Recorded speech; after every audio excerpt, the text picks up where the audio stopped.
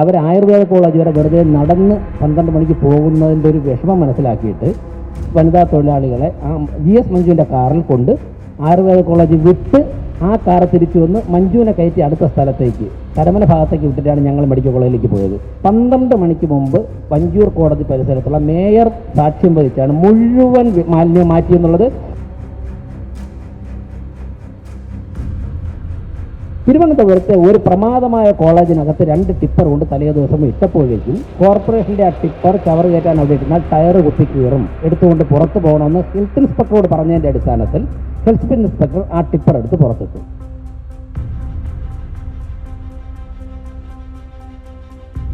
വളരെ കൃത്യമായിട്ട് മുൻ വർഷങ്ങളിൽ നിയന്ത്രിച്ച അതേ ഉദ്യോഗസ്ഥർ തന്നെ ചെയ്തു. ഇനി മുൻ വർഷങ്ങളിലൊക്കെ തന്നെ അത് കഴിഞ്ഞിട്ട് എവിടെയാണ് ഈ മാലിന്യം കിടക്കുന്നത് കൊണ്ട് ആരും ക്യാമറയും കൊണ്ട് പോയില്ല, ആരും പോയില്ല.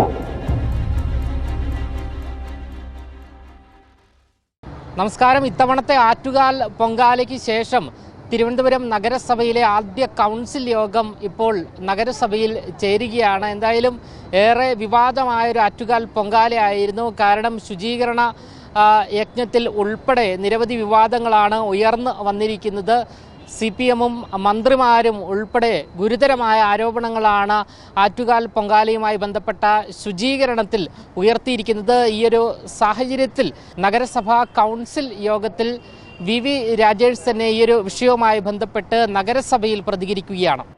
ഈ പൊങ്കാല എല്ലാ കാലവും നടക്കാറുള്ളതാണ്, കൃത്യമായി അത് പരിപാലിച്ച് പോകുന്നതുമാണ്.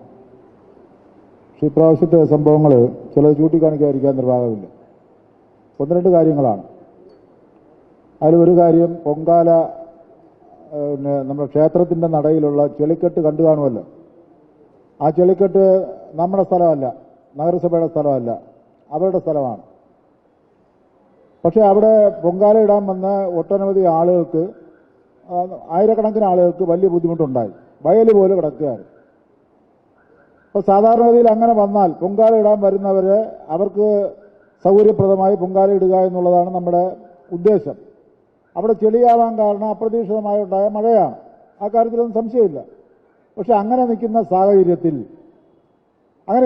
സാഹചര്യത്തിൽ അവിടെ നമ്മുടെ സ്വകാര്യ ഭൂമിയാണെങ്കിലും അവരോടത് അടിയന്തരമായി അവിടെ എന്തെങ്കിലും വൃത്തിയാക്കി, ഇപ്പോൾ ചല്ലി കൊണ്ടിറക്കി അതിനെ ഉയർത്തി അവിടെ കെട്ടിയിരിക്കുന്ന വെള്ളം വാർന്നു പോകാൻ വേണ്ടിയിട്ടുള്ള സംവിധാനം ഒരുക്കി അവിടെ വരുന്ന ആളുകൾക്ക് ബുദ്ധിമുട്ടില്ലാതെ ചെയ്യുക എന്നുള്ളതാണ് നമ്മുടെ നമ്മൾ പറയുക എന്നുള്ളതാണ് ആദ്യത്തെ ഉത്തരവാദിത്വം. അത് അവർ നിറവേറ്റിയില്ല എങ്കിൽ നമുക്ക് അത് ആ കാര്യം ചെയ്യാൻ കഴിയും. നമ്മൾ ചെയ്തുകൊണ്ട് അവരിൽ നിന്ന് ആ കാശ് ഈടാക്കാൻ പറ്റും. നമ്മളത് പറയാൻ കാരണം, നമ്മുടെ ഇപ്പോൾ പ്രദേശങ്ങളിലും പല വാർഡുകളിലും പരിശോധിച്ചാൽ ഭൂമി പല വീടും കെട്ടിടങ്ങളും അടച്ചിട്ട് അവിടുത്തെ വസ്തുവും ആളില്ലാതെ അവരെല്ലാം ഇംഗ്ലണ്ടിലും അമേരിക്കയിലും കഴിയുന്നവരാണ്. അത്തരം സ്ഥലങ്ങളിൽ പാമ്പ് കയറി കിടക്കുന്നു, കാട് പിടിച്ച് കിടക്കുന്നു എന്ന് പരാതി ഇവിടെ മേയറുടെ മുമ്പിലും ചെയർമാൻ്റെ മുമ്പിലും ഒക്കെ എത്താറുണ്ട്. അങ്ങനെ നിൽക്കുമ്പോൾ നമ്മൾ അവിടുത്തെ JHI തുടങ്ങിയവർ ബന്ധപ്പെട്ട അതിൻ്റെ ഉടമസ്ഥരോട് അത് ക്ലീൻ ചെയ്യാൻ ആവശ്യപ്പെടുന്നു, അല്ലെങ്കിൽ അവരെ അന്വേഷിക്കുന്നു. പക്ഷേ അവരുടെ ഫോൺ നമ്പർ കിട്ടുന്നില്ല, അല്ലെങ്കിൽ ഫോണിൽ വിളിച്ചാൽ അവരെ കിട്ടുന്നില്ല. കിട്ടിയാൽ തന്നെ ഞങ്ങൾക്ക് ചെയ്യാൻ മനസ്സില്ല എന്നുള്ള ഭാവമാണ്. പക്ഷേ നമുക്ക് അവിടെ കാട് വെട്ടിക്കളയണം, സൗകര്യം ഒരുക്കണം, അവിടെ ഒരു കുഴപ്പമുണ്ടാകാൻ പാടില്ല. നമ്മൾ ചെയ്യാറുള്ളത് അവിടെ കയറി ആ കാട് വെട്ടിക്കളഞ്ഞിട്ട് അവരുടെ വസ്തുവിൽ അതിൽ നിന്ന് ഈടാക്കാൻ വേണ്ടിയിട്ടുള്ള അത്തരത്തിൽ ഇവിടെ അവർ നാളെ ഒരു കെട്ടിടം വെച്ചാലോ കെട്ടിടം പണി ചെയ്താലോ നഗരസഭയെ സമീപിക്കാതിരിക്കാൻ പറ്റില്ലല്ലോ. അപ്പോൾ ആ പൈസ ഈടാക്കാൻ വേണ്ടിയുള്ള സംവിധാനം ഒരുക്കാറുണ്ട്. അതുപോലെ തന്നെ ആ കാര്യം ചെയ്യണമായിരുന്നു എന്നുള്ളതാണ് എൻ്റെ ഒരു അഭിപ്രായം. മറ്റൊന്ന്, പൊങ്കാല കഴിഞ്ഞാൽ പൊങ്കാലയുടെ അന്ന് തന്നെ എല്ലാ ഭാഗവും വൃത്തിയാക്കാൻ കഴിയില്ല. നമ്മൾ കാണുന്ന പ്രധാനപ്പെട്ട പ്രദേശങ്ങളാണ് വൃത്തിയാക്കാറുള്ളത്. പക്ഷേ നമുക്ക് അടുത്ത ദിവസവും അല്ലെങ്കിൽ അതിൻ്റെ അടുത്ത ദിവസവും കൂടി എടുത്തുകൊണ്ട് നമ്മൾ അത്തരം കാര്യങ്ങൾ ചെയ്യാറുണ്ട്. പക്ഷേ ഇപ്രാവശ്യം സംഭവിച്ചത്, ഞാനും യഥാർത്ഥത്തിൽ അങ്ങനെയെല്ലാം രാത്രി കോടതിയിൽ നിന്ന് വിളിക്കുകയാണ്, ജില്ലാ കോടതിയിൽ. അപ്പോൾ ജില്ലാ കോടതിയിൽ ജില്ലാ ജഡ്ജി കൂടി പങ്കെടുത്തുകൊണ്ടൊരു മീറ്റിംഗ് ബഹുമാനപ്പെട്ട മേയർ ഒരു പ്രാവശ്യം പങ്കെടുത്തിരുന്നു. അപ്പോൾ അന്ന് ഞാനില്ലായിരുന്നു. അടുത്ത ദിവസം ജഡ്ജി വിളിച്ചിരുന്ന മീറ്റിങ്ങിൽ രാത്രി തന്നെ ഇതെല്ലാം ക്ലീൻ ചെയ്ത് കൊടുക്കണമെന്ന് പറഞ്ഞു. അപ്പോൾ രാത്രി ക്ലീൻ ചെയ്ത് കൊടുക്കാൻ കഴിയില്ല എന്നുള്ള കാര്യം എനിക്കറിയാം. പ്രായോഗികമായ ബുദ്ധിമുട്ടാണ്. അപ്പോൾ ആ രാത്രി ആയപ്പോൾ അവിടെ നിന്ന് വിളിക്കുകയാണ്, അത് ക്ലീൻ ചെയ്ത് കൊടുക്കണം. എത്ര മണിക്കാണ് വിളിച്ചത്? രാത്രി വിളിച്ചത് 12 മണിക്ക്. ഇല്ല, ഞാൻ പറയാം. അല്ല ഞാൻ പറഞ്ഞു ഞാൻ പറഞ്ഞു പറയാം. അല്ല ഇത് കാരണം ഞാൻ നേരിട്ട് ആ സ്ഥലത്തുണ്ടായിരുന്നു.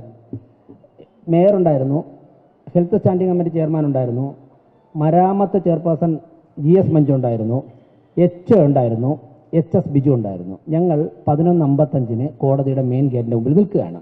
ഞങ്ങൾ അവിടെ നിന്നിട്ടാണ്, ഞങ്ങൾ ചാക്കയിൽ നിന്നാണ് വരുന്നത്, അവിടെ നിന്നിട്ടാണ് തൊഴിലാളികളെ കൊണ്ട് ക്ലീൻ ചെയ്ത തൊഴിലാളികളോടൊപ്പം നിന്നു.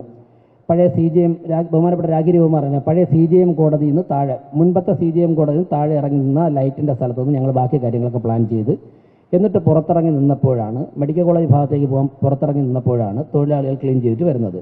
പിന്നീട് അവർക്ക് പോകേണ്ടിയിരുന്നത് ആയുർവേദ കോളേജിലാണ്. അവർ ചൂലും ആയിട്ടാണ് വരുന്നത്. അങ്ങനെ അവർ ആയുർവേദ കോളേജ് വരെ വെറുതെ നടന്ന് 12 മണിക്ക് പോകുന്നതിൻ്റെ ഒരു വിഷമം മനസ്സിലാക്കിയിട്ട് GS മഞ്ജുവിനെ അവിടെ നിർത്തി മഞ്ജുവിൻ്റെ കാറിൻ്റെ ഡിക്കി തുറന്ന് ഞാനും കൂടെ നിന്നാണ് ആ ചൂലിനെ മുഴുവൻ വാരി, ഞാൻ കൂടെ ആ ഡിക്കി തുറന്നിട്ട് എങ്ങനെ ചൂല് വയ്ക്കുമെന്ന് പറഞ്ഞിട്ട് ചൂലിൽ ആ ഡിക്കിക്കകത്ത് വെച്ച് മഞ്ജു ഓടുന്നതിന് ശേഷം ഈ വനിതാ തൊഴിലാളികളെ ആ GS മഞ്ജുവിൻ്റെ കാറിൽ കൊണ്ട് ആയുർവേദ കോളേജ് വിട്ട് ആ കാറ് തിരിച്ചു വന്ന് മഞ്ജുവിനെ കയറ്റി അടുത്ത സ്ഥലത്തേക്ക് കരമന ഭാഗത്തേക്ക് വിട്ടിട്ടാണ് ഞങ്ങൾ മെഡിക്കൽ കോളേജിലേക്ക് പോയത്. ഇത് 12:10 ആയപ്പോൾ 12:20 ആയപ്പോൾ ഈ പ്രോസസ്സ് കഴിഞ്ഞു. 12 മണിക്ക് മുമ്പ് വഞ്ചൂർ കോടതി പരിസരത്തുള്ള മേയർ സാക്ഷ്യം വഹിച്ചാണ് മുഴുവൻ മാലിന്യം മാറ്റിയെന്നുള്ളത്.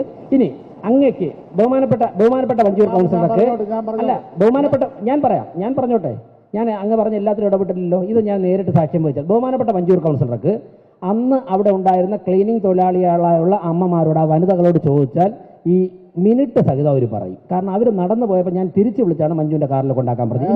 ഇനി ഞങ്ങൾ കണ്ടിന്യൂ ചെയ്യാം. ഇത് ഞാൻ സാക്ഷ്യം വെച്ചതാ.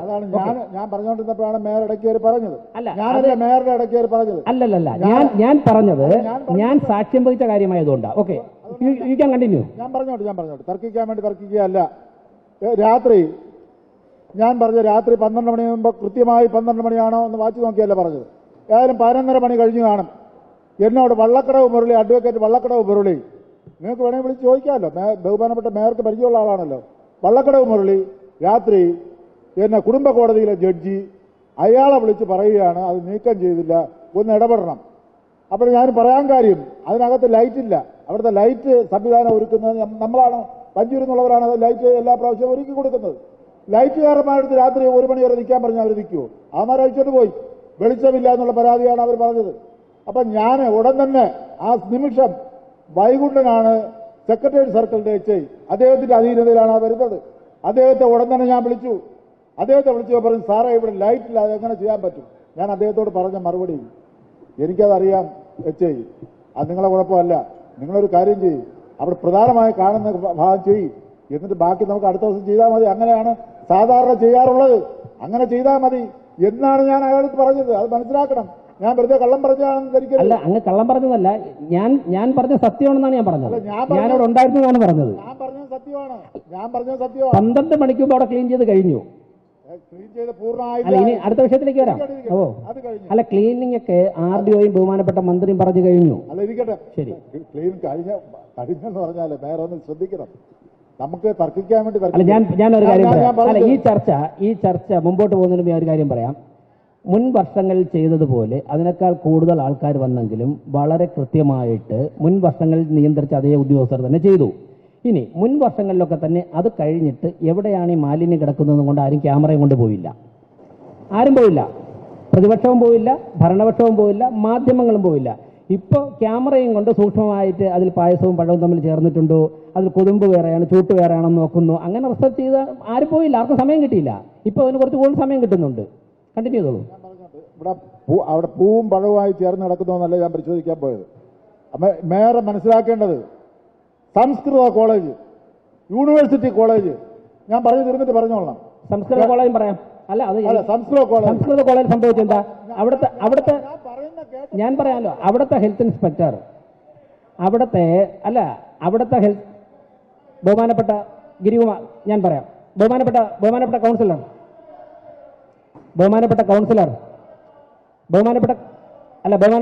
ഒരു മിനിറ്റ് ഇരിക്കണം. മേയർ ഒന്ന് ഇടപെട്ടോട്ടെ. ഞാൻ പറയാം, KSRTCയും കോർപ്പറേഷനും സാധാരണ ചെയ്യുന്നത് എന്താണ്? KSRTC ബസ്സുകളും കോർപ്പറേഷൻ ടിപ്പറുകളും തലേ ദിവസം തന്നെ അതാത് സ്ഥലങ്ങളിൽ കൊണ്ടിടും. ജനങ്ങൾ വന്നു കഴിഞ്ഞാൽ അവിടെ വാഹനങ്ങൾ പ്രവേശിപ്പിക്കാൻ സാധിക്കില്ല. അങ്ങനെ കോർപ്പറേഷൻ സമാഹരിച്ച 200 ടിപ്പറുകൾ HS-ന്റെയും HOയുടെയും നിർദ്ദേശപ്രകാരം എവിടെ നിന്നാണോ ചവറെടുക്കേണ്ടത് അവിടെ തലേദിവസം ഉച്ചയ്ക്ക് തന്നെ കൊണ്ട് പ്ലാൻ ചെയ്തു. അതായത് സിറ്റി പോലീസ് കമ്മീഷണറെ വിളിച്ച്, അസിസ്റ്റന്റ് കമ്മീഷണറെ വിളിച്ച് മേയർ പറഞ്ഞാണ് പലയിടത്തും പെർമിഷൻ വാങ്ങിച്ചു കൊടുത്തത്. KSRTC ഇട്ടു. തിരുവനന്തപുരത്തെ ഒരു പ്രമാദമായ കോളേജിനകത്ത് 2 ടിപ്പർ കൊണ്ട് തലേദിവസം ഇട്ടപ്പോഴേക്കും അവിടുത്തെ ചില വിദ്യാർത്ഥികൾ വന്നിട്ട്, ഇത് കിട്ടിയ വിവരമാണ്, ഞാൻ നേരിട്ട് കണ്ടല്ല, പറഞ്ഞറിഞ്ഞ വിവരമാണ്, ഉദ്യോഗസ്ഥർ പറഞ്ഞറിഞ്ഞ വിവരമാണ്, ആ ടിപ്പർ അവിടെ ഇട്ടിരുന്നാൽ, കോർപ്പറേഷൻ്റെ ആ ടിപ്പർ ചവറ് കയറ്റാൻ അവിടെ ഇട്ടിരുന്നാൽ ടയർ കുത്തി കീറും, എടുത്തുകൊണ്ട് പുറത്ത് പോകണമെന്ന് ഹെൽത്ത് ഇൻസ്പെക്ടറോട് പറഞ്ഞതിൻ്റെ അടിസ്ഥാനത്തിൽ ഹെൽത്ത് ഇൻസ്പെക്ടർ ആ ടിപ്പർ എടുത്ത് പുറത്തിട്ടു. ടയർ കുത്തിക്കീറും, കോർപ്പറേഷൻ്റെ ടിപ്പർ ചവറ് മാറ്റാനായാലും ഇവിടെ ഇടാൻ ആവശ്യമില്ല എന്ന് പറഞ്ഞതിൻ്റെ അടിസ്ഥാനത്തിൽ HI ടിപ്പർ മാറ്റുകയും പിറ്റേ ദിവസം ടിപ്പർ അവിടെ വരാൻ പറ്റാതാവുകയും ചെയ്ത സാഹചര്യത്തിലാണ് ആ ചവറ് 4ാമത്തെ ദിവസം നിങ്ങൾ മാറ്റാൻ ചെന്നപ്പോൾ അവിടെ മാറ്റാൻ വേണ്ടി ഉണ്ടാകാനുള്ള ഭാഗ്യമുണ്ടായത്. അന്ന് ടിപ്പർ അവിടെ ഇട്ടിരുന്നെങ്കിൽ ആ ചവർ അവിടെ ഉണ്ടാകുമായിരുന്നില്ല. ഇനി അങ്ങേക്ക് കോളേജിനെ കുറിച്ച് പറയാം. ഞാൻ കോളേജിൻ്റെ പേര് പറയുന്നില്ല, കോളേജ് അവമാനിക്കപ്പെടും. അതുകൊണ്ട് ഞാൻ കള്ളം പറഞ്ഞതായിട്ട് കരുതരുത്. ഞാൻ സംസാരിച്ചുകൊണ്ടിരുന്നപ്പോഴെല്ലാം മേയർ ഇടയ്ക്ക് കയറി സംസാരിച്ചത് കൊണ്ടാണ് ഞാൻ മര്യാദ അനുസരിച്ചിരുന്നത്. ഞാനിത് അനുഭവിച്ച കാര്യവും ചെയ്ത കാര്യവുമാണ്. ഇതെല്ലാം കൃത്യമായി ക്ലീൻ ചെയ്തു എന്ന് തന്നെയാണ് ഞാനും കരുതിയിരുന്നത്. ഇവിടെ സംസ്കൃത കോളേജിൽ ഒരു ഇഷ്ടിക പോലും എടുത്തു മാറ്റുകയോ അവിടുത്തെ മാലിന്യം തൂത്തു നീക്കുകയോ ചെയ്തിട്ടില്ലായിരുന്നു. അത് എന്നാണെന്ന് ചോദിച്ചാൽ പൊങ്കാല നടന്നത് 3-ാം തീയതി, ഞായറാഴ്ച എന്ന് പറയുന്നത് എത്രാം തീയതിയാണ്? ഞായറാഴ്ച ദിവസം രാവിലെ അവിടെ നിന്ന് എൻ്റെ പാർട്ടി ഓഫീസിൽ നിന്ന് എന്നെ വിളിച്ച് പറഞ്ഞു അവിടെ ക്ലീൻ ചെയ്യാൻ വേണ്ടി നമ്മളെല്ലാം നിൽക്കുകയാണ്. അവിടെയാണ് ടിപ്പർ കയറ്റാൻ പറ്റിയില്ല. അല്ലല്ല, അത് യൂണിവേഴ്സിറ്റി കോളേജ് ആയിരിക്കും ഇദ്ദേഹം പറയുന്നത്. യൂണിവേഴ്സിറ്റി കോളേജ് ഉണ്ടായിരുന്ന അതല്ല ആയിരിക്കാം. അല്ല, സംസ്കൃത കോളേജില്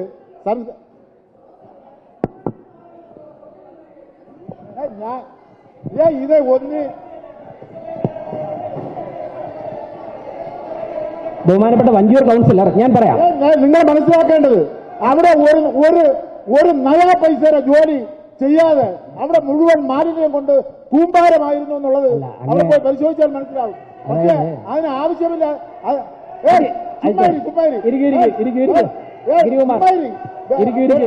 കൈവച്ചിരുന്നാൽ ഇത് ഗിരികുമാർ അല്ല, അതായത് ബഹുമാനപ്പെട്ട സൂപ്പർ മേയറോട് പറയാനുള്ളത്, super mayor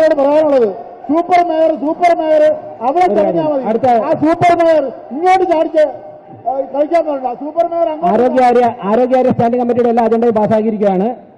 മരാമത്ത് standing committee chairperson GS Manju ആരോഗ്യ സ്റ്റാൻഡിംഗ് കമ്മിറ്റിയുടെ എല്ലാ അജണ്ടയും പാസ്സായിരിക്കുന്നു. മരാമത്ത് standing committee chairperson GS Manju